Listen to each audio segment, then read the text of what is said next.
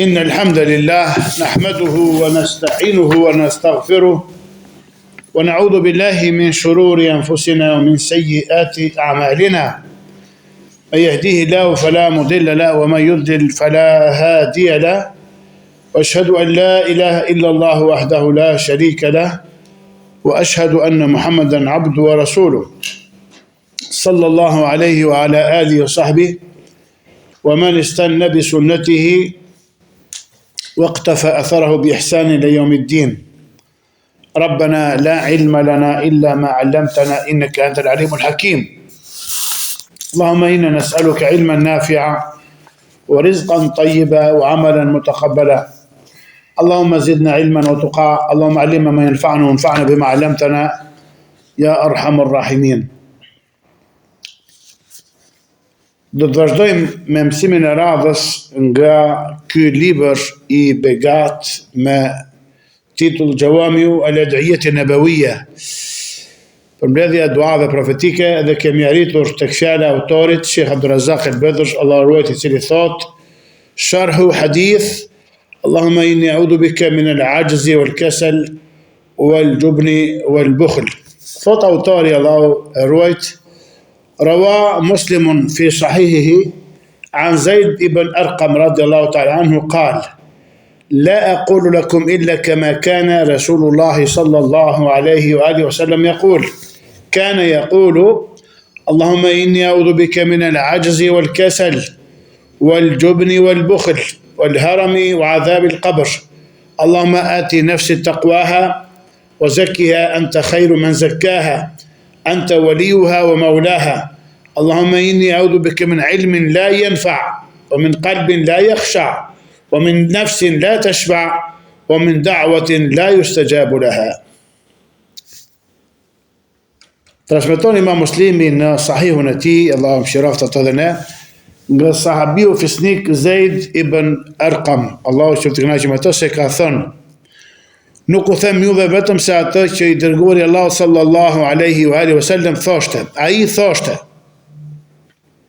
dhe përmendi duan e gjatë ku thot pejgamberi selam: O Allah, unë kërkoj mbrojtje tek ti nga paaftësia dhe përtatësia, nga frikacakëria dhe kopratësia, nga pleqëria e thellë dhe nga dënimi I varrit. O Allah, jepi shpirtit tim dhe vëshmëri dhe pastroja atë. Ti je më I miri që e pastron dhe e vlerëson atë. Ti je kujdestari dhe zotruesi I tij. O Allah, unë kërkoj mbrojtje tek ti nga një dije që nuk bën dobi, nga një zemër që nuk ka frikë, pra për ulësi kashiteje, nga një shpirt që nuk ngopet, pra I pangopur, dhe nga një lutje që nuk pranohet. Thot Sheikh Abdulrazak, Allah ruajt, Zeid ibn Arqam, Allah që të kënaqur me të, e filloi këtë lutje siç e dëgjuam me një stil, pra me një metodë që tërheq vërejtjen, tërheq vëmendjen dhe thekson rëndësinë e asaj që do të transmetoj duke thënë: Nuk ju them verse ashtu siç thoshte I dërguari Allahu sallallahu alaihi wasallam. Nga kjo përfitojmë kujdesin e madh të sahabëve për të ruajtur, pra memorizuar dhe përcjell më pas lutjet dhe duat e transmetuara nga profeti sallallahu alaihi wa alihi wasallam, dhe për t'i përcjell ato me të njëjtat fjalë siç I thoshte ai, duke qenë të vetëdijshëm se atij ishin dhënë fjalë përmbledhëse me kuptime të mëdha, dhe se lutjet e tij përfshin synime dhe qëllime të larta. Pjesa e parë e këtij hadithi përfshin kërkimin e mbrojtjes nga 6 gjëra që I kemi hasur edhe më parë, nga paaftësia, përtatësia, frikacakëria, kopratësia, pleqëria dhe dënimi I varrit, pra për cilat kemi folur më parë në hadithet e mëparshme. Ndërsa fjala e tij në vazhdim të këtij hadithi: O Allah, pra Allahumma ati nafsi taqwaha, o Allah, jepi shpirtit tim devotshmëri. Deri në fund të hadithit përfshin lutjen për devotshmërinë e shpirtit dhe pastrimin e tij, si dhe kërkimin e mbrojtjes nga 4 gjëra: nga një dije që nuk bën dobi, nga një zemër që nuk ka frikë dhe përulësi, nga një shpirt që nuk ngopet dhe nga një lutje që nuk pranohet. Këto janë çështje të mëdha dhe kërkesa të larta, për të cilat është e përshtatshme të ndalemi e të meditojmë mbi kuptimet dhe synimet e tyre. Dietari i madh Al-Allama Shaukani, dietari i Yemenit, kemi thënë Allahu mëshiroft, ka thënë: ky hadith përfshin lutjen që Allahu i lartësuar të jap shpirtit të tij devotshmërinë dhe ta pastrojë atë, domethënë ta bëjë të lirë dhe të plot në besim. Pra shpirti kur pastrohet, çfarë? Atëherë kjo ndihmon në përsosmërinë dhe në arritjen e besimit të plot. Pastaj kërkoj mbrojtje nga një dije që nuk bën dobi, sepse ajo bëhet barë për zotrusin e saj dhe argument kundër tij, siç ka ardhur në hadithin e Umerit, thotë wal Qur'anu hujjatun laka aw alayk. Dhe Kur'ani është argument pro teje, pra në favorin tënd, ose mbi ty, pra kundra teje. Gjithashtu kërkoj mbrojtje nga zemra që nuk ka frikë, sepse ajo bëhet e ashpër, nuk ndikon në të as këshilla dhe as përkujtimi, nuk nxithet nga përgëzimi dhe nuk friksohet nga parlajmërimi dhe kërcënimi.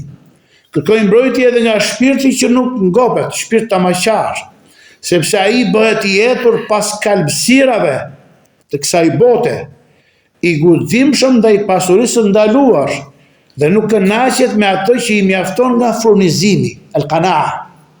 E kundërta e tafmas është el-qanaa, pra ti jesh i kënaqur me bereqetin e Allahut subhanahu wa taala. Kështu që mbetet në lodhje në këtë botë dhe në ndëshkim në botën tjetër. Po ashtu, pejgamberi selam kërkoi mbrojtje nga lutja që nuk pranohet. Sepse Zoti i përsosur e patmeta është ai që jep dhe ndalon, pra jep dhe privon, ai që zgjeron dhe ngushton, ai që sjell dëm dhe dobi. Kur robi drejtohet atij me lutje dhe ajo nuk i pranohet, atëherë robi ka dështuar dhe ka humbur. Pra të lutesh dhe të kthehet mbrapa lutja, je i dështuar, je i shkatruar, je i falimentuar, sepse është dëbuar nga dera prej së cilës nuk arrihet e mira përveç se nëpërmjet saj dhe nuk largohet e keqja përveç se me të. Pra që është duaja. O qala rabbukum ud'uni astajib lakum. Ka thënë Zoti juaj, më lusni dhe unë do t'u përgjigjem. O idha sa'alaka ibadi anni fa inni qaribun ujibu da'wata da'i idha da'an. E kur ty o Muhammed të pyesë robët e mi për mua, thuaj që unë jam afër, i përgjigjem, pra lutjes së lutësit kur më lutet, pra më kërkon mua. Fjala e tij sallallahu alaihi wasallam, o Allah, jepi shpirtit tim dhe vëshmërinë e tij dhe pastroje atë, ti je më i miri që pastron atë, ti je kujdestari dhe zotruesi i saj, ka për qëllim fjalën e Allahut të lartësuar, ku thot në surën Ash-Shams, pasha shpirtin dhe atë që e ka përsosur atë dhe i ka frymëzuar ligësinë dhe vëshmërinë e tij. Ka shpëtuar ai që e pastron atë, pra shpirtin e tij, dhe ka dështuar ai që e ndot atë. Fjala e tij, o Allah, jepi shpirtit tim dhe vëshmërinë, do të thotë, më mundëso që shpirti im të jetë i devotshëm ndaj Allahut, duke realizuar devotshmërinë dhe frikë respektin ndaj teje, të plotfuqishmit të lartësuarit. Dhe burimi i devotshmërisë është vetë shpirti, siç ka thënë profeti sallallahu alaihi wasallam, ka thënë duke dëftuar nga krahërori at-taqwa ha huna, at-taqwa ha huna, at-taqwa ha huna. Pra devotshmëria është këtu, devotshmëria është këtu, devotshmëria është këtu, duke treguar gjoksin e tij 3 herë. Më pas ka thënë wa zakkiha anta khairu man zakkaha. Dhe pastroj atë, pra shpirtin tim, ti je më i miri që e pastron atë. Pastroj shpirtin tim nga ndytësitë, të këqijat dhe veprat e ulta. Dhe më jep sukses që të jetë shpirti pastër, i bindur dhe i nështruar ndaj Allahut. Allahu i lartësuar, pra ka thënë, ka shtuar ai që e pastron atë shpirtin, domethënë e pastron me besim, me bindje, moral të lartë dhe qëndrueshmëri në adhurim. Pastaj ka thënë lartësuari, faqad khaba man dassaha. Dhe ka dështuar ai që e ndot, ai që e përlyen, e bën pis atë, domethënë e zhyt veten në poshtërsi, në gjunahe dhe gjëra të ndaluara. Bindja e pastron shpirtin dhe lartëson atë, ndërsa gjunahet e ndotin dhe e poshtrojnë, derisa bëhet si diçka e varrosur në dhe pra e hedhur dhe shkelur për tokë në dhe. Pastaj tha, ente khairu men zakkaha, ti je më i miri që e pastron atë. Ky është dorëzimi plot ndaj Allahut. Kjo është robëria, kjo është el-ubudiyya. Sheikh Islam Ibn Taymija ka bërë një libër të bukur, të bukur e ka quajtur el-ubudiyya. Robrimi, si të arish robrimin ka shi Allahut subhanahu wa taala. Kjo është grada më e lartë. Kur je bësh Abdullah, robi Allahut, të robrori Allahut, kjo është grada më e lartë në absolut. Dhe Kurani nxit për këtë gjë, alaykum. Ky është dorëzimi plot ndaj Allahut, sepse robi nuk ka fuqi ta pastrojë veten pa ndihmën e tij. Askush nuk mund të pastrohet vetëm nëse Allahu e pastron atë.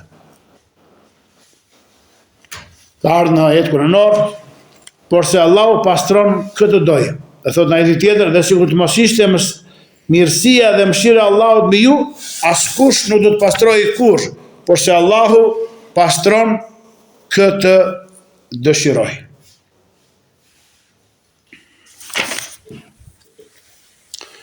Pas është lutur dhe ka thënë, ente walijuha wa maulaha. Çfarë deklaratë? Ti je kujdestari, mbrojtësi dhe zotruesi i saj. Këta janë dy emra madhështor të Allahut, el-wali, mbrojtësi, dhe el-maula, zotruesi. Allahu kujdeset për robin besimtar me udhëzim, mbrojtje, ndihmë dhe fitore.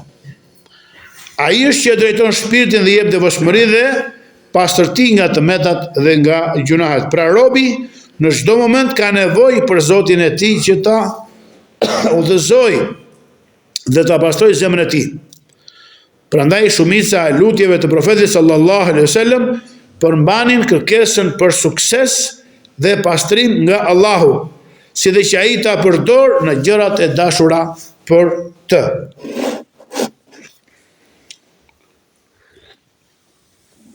Ka thënë Sheikhul Islam Ibn Taymija, Allahu mëshiroft, Allahu i madhruar i ka urdhëruar ata pra robët që t'i kërkojnë atij gjithçka që u nevojitet, nga udhëzimi, drejtësia dhe përmirësimi në jetën e kësaj bote dhe të ahiretit, si dhe falje e mëshirë.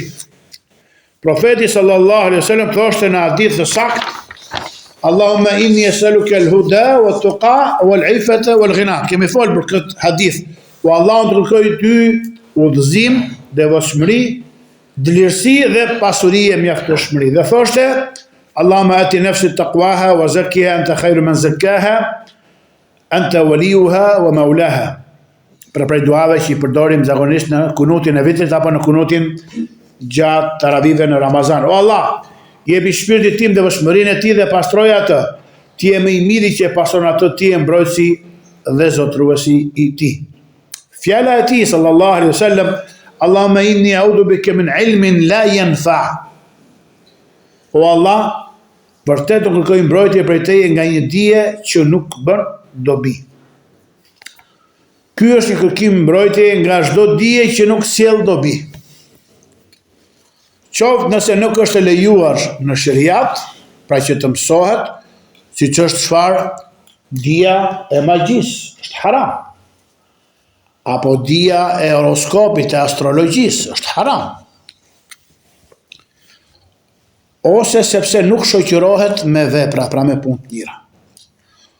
Ose sepse nuk e përmirëson moralin e brendshëm, e kjo të reflektojë në përmirësimin e veprave të jashtme. Siç është thënë, ka thënë poeti, o ti që je larguar nga virtytet e larta, nuk është mburja me njohuri të shumta.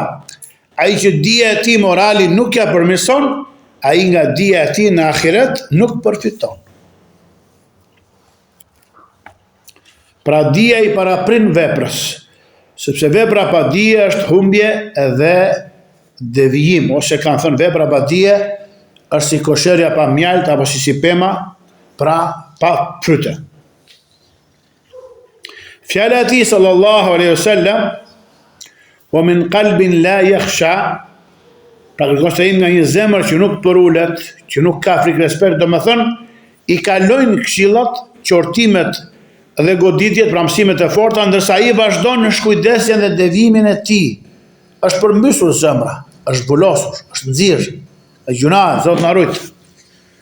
Në largim dhe shmangje, pa u ndikuar nga këshillat dhe mësimet, duke neglizhuar bindjen dhe adhurimin, ndërsa shpirti i tij është i zhytur në mëkate dhe gjunahe. Pastaj ka thënë min nafsin la tashba, kërkesim dhe mbrojtjet e tij nga një shpirt që nuk ngohet, domethënë nuk ka tjetër synim vers saj bote, i përkushtuar pas saj dhe i zhytur në grumbullimin dhe fitimin e saj, i kthyer plotësisht dhe totalisht nga ajo. Madje disa njerëz, nga që janë tepër të përqendruar pas dunjas, thirret e zanin xhami, e janë namaz, po kryet falja, apo thirret ikameti, ndërsa ai mbetet i udhëtuar pas dunjas dhe nuk shkon pra në xhamin e Allahut i përgjigjet muezinit. Dhe sado që i shtohet pasuria, shpirti i tij nuk ngopet. Allah na ruaj pra nga një situatë e tillë. Pastaj është lutur dhe ka thënë wa a'udhu bika min ilmin min da'watin la yustajabu laha. Dhe kërkoj mbrojtje nga një lutje që nuk pranohet, domethënë një lutje që i refuzohet atij që e bën atë. Ndërsa lutja në parim, pranohet dhe nuk refuzohet, siç ka thënë Allahu i Lërsuar, wa idha sa'alaka, përmendëm ajetet, wa idha sa'alaka ibadi anni fa inni qaribun ujibu da'wata da'i idha da'an falyastajibu li wa yu'minu bi la'allahum yarshudun.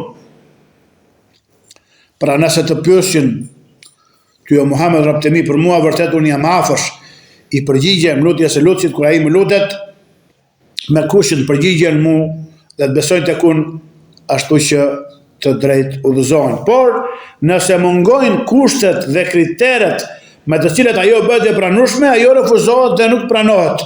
Dhe këto janë të shpjeguara në sunetin e pejgamberit sallallahu alaihi wasallam. Pra fjala e tij në këtë dua dhe nga një lutje që nuk pranohet, përfshin kërkimin e suksesit për të përmbushur kushtet e lutjes dhe etikën, edukatën e saj, të përmendur në librin e Allahut dhe sunetin e profetit të tij, lëvdata shumë shpëtimi dhe begatit Allahut qofshin me ta. Dietari i madh, komentuesi i madh i haditheve të Tibi Allahu qirot ka thënë, dije se në secilin prej këtyre 4 gjërave ka një tregues se ekzistenca e saj lidhet me qëllimin e saj dhe se synimi prej saj është pikërisht ai qëllim. Kjo sepse tubimi dijes është për të përfituar prej saj, e para. Nëse nuk përfitohet prej saj, atëherë ajo nuk sjell as shpëtimin minimal për robën. Përkundrazi bëhet barsh, prandaj është kërkuar mbrojtje prej saj. Zemra është krijuar që të përulet ndaj krijuesit të saj, jo me bë arrogante, kryeneshe, kokfort, murravece.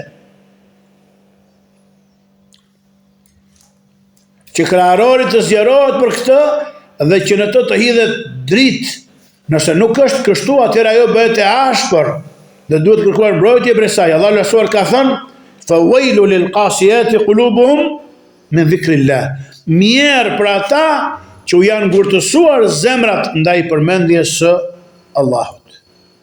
Ose edhe nëse e përmendin çfarë, nuk friksohen, nuk rëngjethen zemrat dhe nuk lotojnë syt. Që është cilësia e besimtarit, thotë Allahu Lërsuar: "Innamal mu'minuna alladhina idha dhukira Allahu wajilat qulubuhum wa idha tuliyat alayhim ayatuhu zadatuhum imana wa ala rabbihim yatawakkalun." Thotë vërtet besimtarët e vërtet janë ata që kur u përmendet Allahu friksohen zemrat dhe kur recitohen atyre ajetet e tij u ashtojnë imanin dhe vetëm Zoti i tyre i dorëzohen dhe mbështeten plotësisht. Si thot sahabi, thot na mbajtje për mesrantë një këshill dhe i porosi thot, nga e cila na lotuan syt dhe na friksuan zemrat. Kjo është zemra besimtarit. Kur zemra nuk friksohet dhe syri nuk lotohet, atëre kjo është zemër çfarë? E pisët. Zemër që ka nevojë pra me kërkuar strehim Allah subhanahu wa taala dhe pastrim dhe vlerësi për të. Edhe shpirti merret në konsiderat kur largohet nga bota e mashtrimit dhe kthehet drejt botës së përtejme. Ndërsa nëse është i pangopur dhe jetër për dynjan, pra është bërë shpirt materialist, ndërkohë që kanë thënë dietarët, trupi është krijuar nga balta, ka nevojë për ushqim, për pije, për shplodhje, kurse shpirti është thyrë, domethënë me urdhër nga Allahu subhanahu wa taala. Pra ka nevojë çfarë? Për Allahun, ka nevojë për dhikr, ka nevojë për ibadet, ka nevojë për Kur'an. ka nevojë për dua, ka nevojë për istighfar. Dhe nuk kënaqet me gjërat materiale. Kur shpirti jepet mbas gjërave materiale, thotë që është përmbysur ose është sëmurur, është zbulosur, Zot na rujt. Ndërsa nëse është i pangopër dhe jetër për dunjan, ai bëhet armiku më i madh i njeriut. Prandaj gjëja e parë për secilës duhet kërkuar mbrojtje është ai pra shpirti. Mospranimi i lutjes është tregues se lutësi nuk ka përfituar nga dija dhe vepra e tij. Nuk është përulur zemra dhe nuk është ngropur shpirti i tij. Pra këtu mbaroj fjala e tibit Allahu e mëshiroft.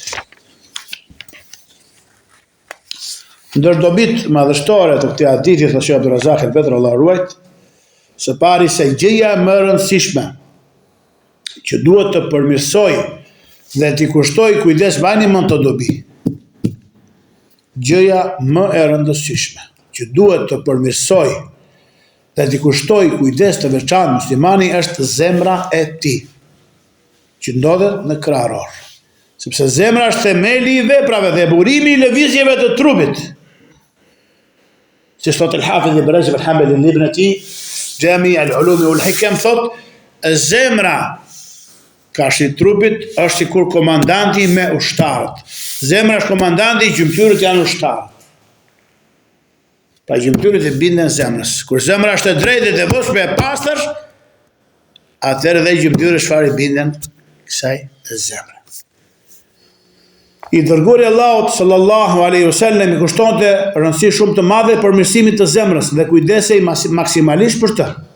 Ai këshillonte për këtë në shumë prej haditheve të tij fisnike dhe e përfshinte këtë në shumë prej lutjeve të tija të begata. Ai sallallahu alaihi wasallam thoshte në lutjen e tij, Allahumma ij'al fi qalbi nuran.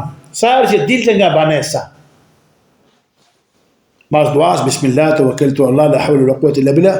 اللهم اجعل في قلبي نورا وفي سمعي نورا وفي بصري نورا ومن فوقي نورا ومن تحتي نورا وعن يميني نورا وعن يساري نورا وامامي نورا وخلفي نورا وعظم لي نورا. انسته ما اللهم اجعل في قلبي نورا. والله ما bëj dritë të zemrës. Sa që dilte nga shtëpia. Sallallahu alaihi wa alihi wasallam. Bani mend të dua, kërkonte dritë në 10 gjëra.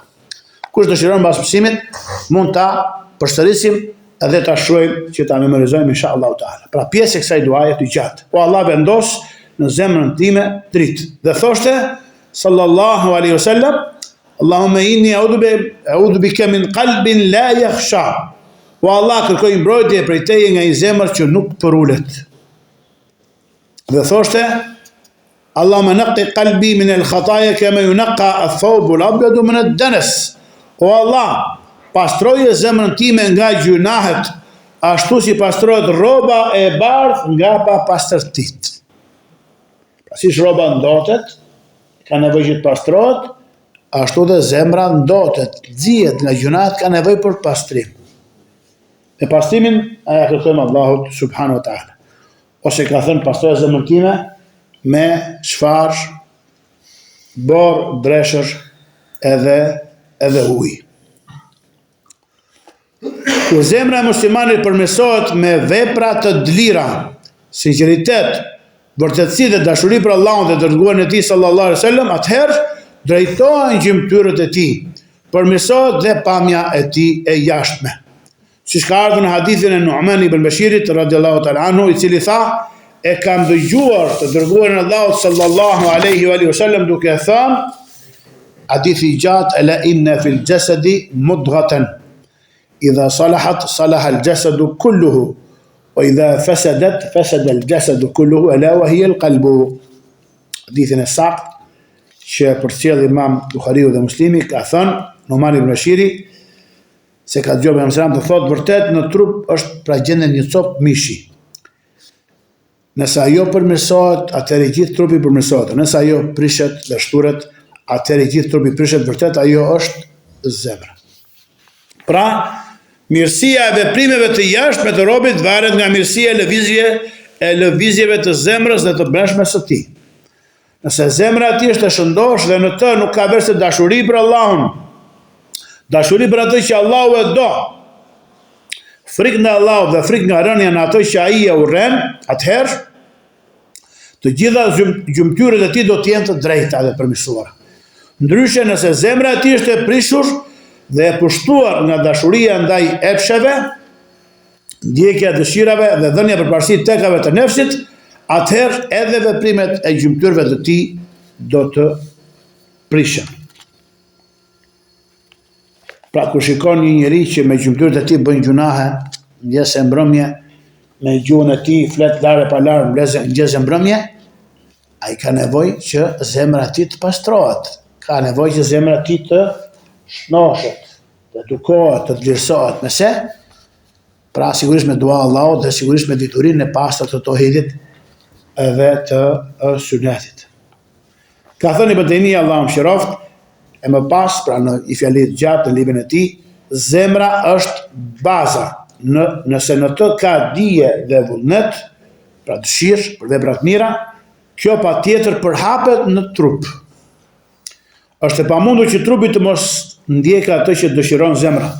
Deri tek fjala e tij Allahu mëshiroft, ku thotë nëse zemra përmirësohet përmes besimit sakt, që gjendet në të, diturisë dhe veprave të brendshme, atëherë domosdoshmërisht përmirësohet edhe trupi me fjalë të dukshme dhe me vepra, sipas besimit të plot edhe të sakt.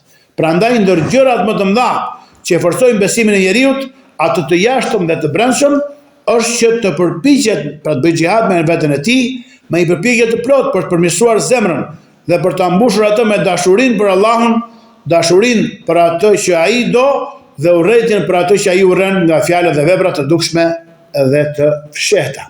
Kush e arrin këtë, e ka plotësuar imanin pra besimin e tij. Në lutjen e transmetuar nga pejgamberi sallallahu alajhi wasallam thuhet: "O Allah, të kërkoj dashurinë tënde, dashurinë e atyre që të duan ty dhe dashurinë e veprave që më afrojnë tek dashuria jote." Dhe do të vi inshallah fashiku në kapitullin e ardhshëm sqarimi për këtë. Është vërtetuar nga profeti sallallahu alajhi wasallam se ka thënë: "Kush do për hir të Allahut, urren për hir të Allahut, jep për hir të Allahut dhe ndalon, pra privon për hir të Allahut, ai e ka plotësuar besimin e tij." Kuptimi i kësaj është se të gjitha lëvizjet e zemrës dhe të gjymtyrëve, nëse janë të gjitha për Allahun, atëherë besimi i robit plotësohet si nga brenda dhe nga jashtë. Pra si besimi në zemër, ashtu dhe puna e gjymtyrëve që është çfarë? Është prej imanit. Pra imani ke njerëzit e sunetit e xhamatit është çfarë? Fjalë dhe vepra. Janë të pa ndarë. Nga përmirësimi i lëvizjeve të zemrës, rrjedh domosdoshmërisht përmirësimi i lëvizjeve të gjymtyrëve. Nëse zemra është e mirë dhe në të nuk ka tjetër veçse dëshira për Allahun dhe për atë që ai do dhe dëshiron dhe pëlqen, atëherë gjymtyrët nuk nisen veçse drejt asaj që ai dëshiron. Nxitojnë drejt saj, pra drejt asaj që e kënaq atë dhe përmbahen dhe frenohen nga ajo që ai e urren dhe e ndalon atë. Është vërtetuar nga profeti sallallahu alajhi wasallam se ka thënë: "Kush do për të Allahut, urren për të Allahut, jep për të Allahut dhe ndalon për të Allahut, e ka plotësuar pra imanin." Dhe deri në fjalën e tij, pra i përsërit Sheikhul prap, Sheikh Abdulrazak thotë: "Kuptimi i kësaj është se të gjitha lëvizjet e zemrës dhe gjymtyrëve." Pra i ka përsëritur edhe një Sheikh Abdulrazak ato që dëgjojmë nga Ibn Taymija. Nëse janë të gjitha për Allahun, atëherë besimi i robit plotësohet si nga brenda ashtu dhe nga jashtë.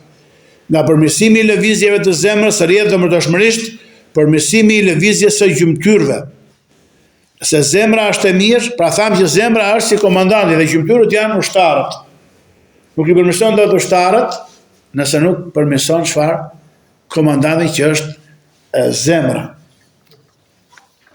Lutë Allahun na bëj dobi me këto fjalë dhe na bëj gratulej që të fjalë pasionet ta me përmbëri.